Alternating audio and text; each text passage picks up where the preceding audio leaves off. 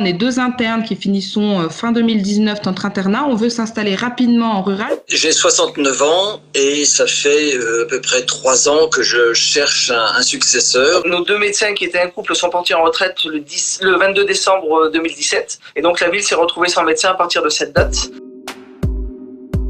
La liberté doit être régulée. Et elle doit obéir à un principe majeur qui serait pour moi un peu constitutionnel, c'est l'intérêt général. Il faudrait forcer les gens à faire médecine plutôt que de forcer les gens à s'installer à quelque part. Je pense qu'on est tout simplement en manque de médecins tout court. À partir du moment où on monopolise de l'argent public pour payer les médecins, pour les former et pour les installer, il n'y a pas de raison qu'il n'y ait pas de contrepartie derrière. Quand on a 28 ou 30 ans, souvent, il y a des projets autres que le métier qui rentrent en jeu. Il y a les conjoints et leur travail.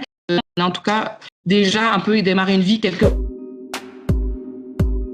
Alors, je pense que ça peut tout à fait les aider à les répartir parce que c'est toujours intéressant de savoir qu'on aura une aide financière au moment de l'installation. Je pense que ça coûte très cher de s'installer. On voit bien que toutes ces mesures incitatives qui coûtent de l'argent, parce que tout ça, c'est quand même un coût, eh bien, ça ne marche pas. Ça ne marche pas assez. Il ne faut pas oublier que le cœur de tout, c'est le patient.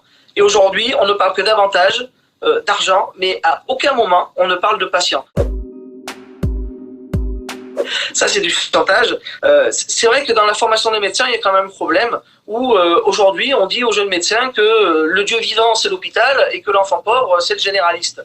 Donc, il y a même, au sein même du milieu médical, une espèce de concurrence comme ça qui est assez malsaine. C'est vrai qu'on risque de détourner des vocations. De savoir qu'en fait, si on prend ce chemin-là, on va être forcé d'aller à un endroit après sans savoir ni les modalités ni où, etc.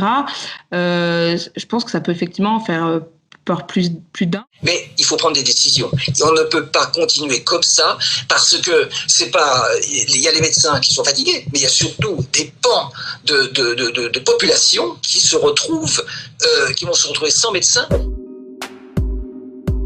Alors déjà, on s'est engagé à racheter le cabinet médical, à le remettre en état et puis à le mettre gratuitement à disposition du médecin qui s'installerait éventuellement, ainsi que de mettre à sa disposition gratuitement une secrétaire médicale. Comme on n'a pas trouvé d'autres médecins, on s'est dirigé vers la télémédecine. Je veux créer une obligation de service d'intérêt public en disant, messieurs, vous vous installez pendant 1 an dans une région sous-dotée médicalement et ce n'est pas une entrave à votre installation parce qu'après, vous ferez ce que vous voulez.